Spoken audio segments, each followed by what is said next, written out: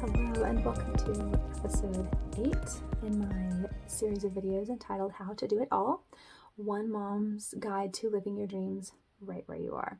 I'm J. Grace Pennington, an independent author and stay-at-home mom of 4 little girls. And today I want to talk a little bit about involving your family in this process as you work through achieving goals, changing habits, and becoming who you really want to be. So if you'll remember when I set out my list of priorities, my second item on my personal list, which is family, was kind of one of the harder things to nail down in my quest to use my time wisely and work toward my life goals. It's a category that doesn't exactly lend itself to quantifiable action steps as well as some other things do. My ambitions in this area tend to be things like be more patient, help them learn to whine less, or don't use screens too much, things like that. It's also an area of life that's constantly in flux since it's made up of living, breathing human beings. This means that the quantifiable goals I do set are constantly changing. So this week or month or year, I might need to help my 2-year-old learn to use the potty, and the next week my 4-year-old may develop some completely new need which needs to be addressed, like a sudden aversion to potatoes, pasta, and other plain and basic food staples. You think I'm making this up, but I'm not. But there are some things that are important to the family long term that just will go over all of these things that will never change. And so one thing that I determined personally is that I would commit to doing any and all writing and other business-related work only during nap time or after bedtime. In the past, I have gone through seasons where I would try to be on my computer accomplishing things while they played or watched TV or things like that. But for us personally, it was just never worthwhile. They constantly needed things from me, which meant that I had to either ignore their needs or interrupt the flow of my work, either of which would just lead to frustration from one party or the other, or both. And again, I'm not saying this is a necessity for every family or even in every season. I expect that there will come a time, distant as it may seem right now, when none of my kids are in diapers and they can all use the potty themselves and pour their own drinks, and there may be a season where there can be times that I can work while they're up and about, but this right now for me is not that season. So this commitment meant that I would only get 1 to 2 hours a day for any work that I have to do. And this in turn meant, of course, that I would need to really strictly prioritize that available time and what I would try to accomplish with it. And I've talked about that a little bit already in previous episodes. But it also meant that I needed to take the times when the kids are around to do things that can actually include them. They can't exactly help me craft my latest novel, set up Amazon ads, or post on social media, but that doesn't mean that they have nothing to contribute. There are numerous things that even the smallest child can be involved in.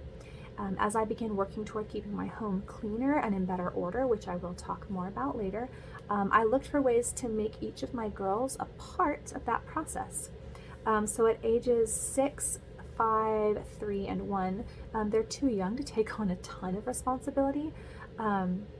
Although they do have a little, especially the older two do have a few daily chores and things like that. But even so, there are ways to incorporate them into the home's routines. For example, each of them is expected to put away their own laundry after it's been sorted. Sometimes they can even help sort it as well.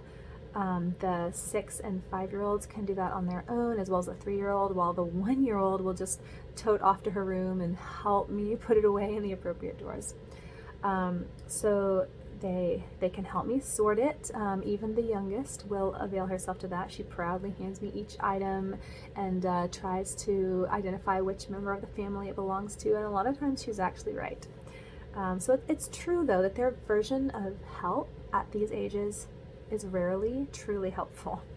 I could honestly very easily put the laundry away much more quickly myself.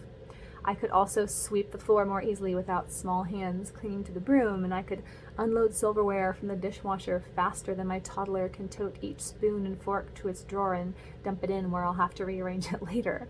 But sometimes when it comes to living the life that we want, getting the things done is not the only thing that matters. The process also matters, and that's especially true when it comes to welcoming others, particularly our children, into the journey. And housework isn't the only thing that I involve my children in. For a while in my fitness and weight loss journey, I would go on runs around the neighborhood for 5 days a week while my husband watched the kids.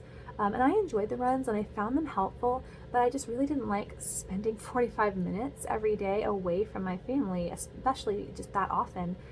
If I'm gonna have time away, I'd rather go shopping or visit with friends than break into a sweat while listening to workout music, just personally.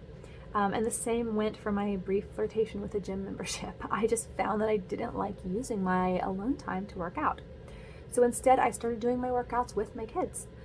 Sometimes we take a walk together if the weather is nice, but more often I'll follow along with a YouTube exercise video right in my living room while surrounded by my toddlers and small children attempting to replicate the squats and lunges and push-ups. Is it the most effective way to exercise? Likely no. But it's fun. It's a way to spend time together, and I don't feel like I'm sacrificing some of that personal time to do something that's not my favorite thing.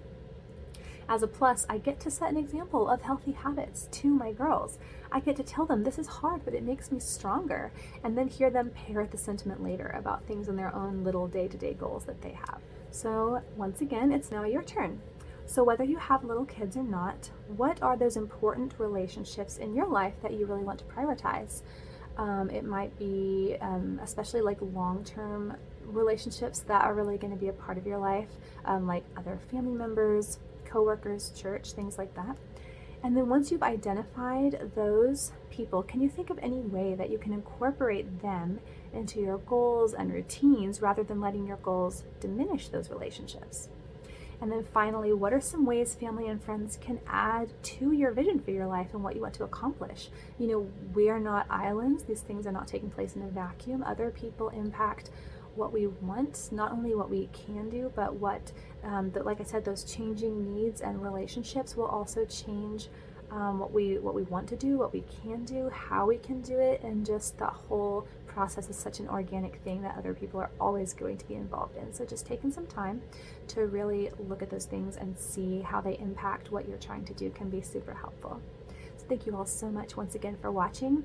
I'll be back sometime very soon to just talk about putting different habits together.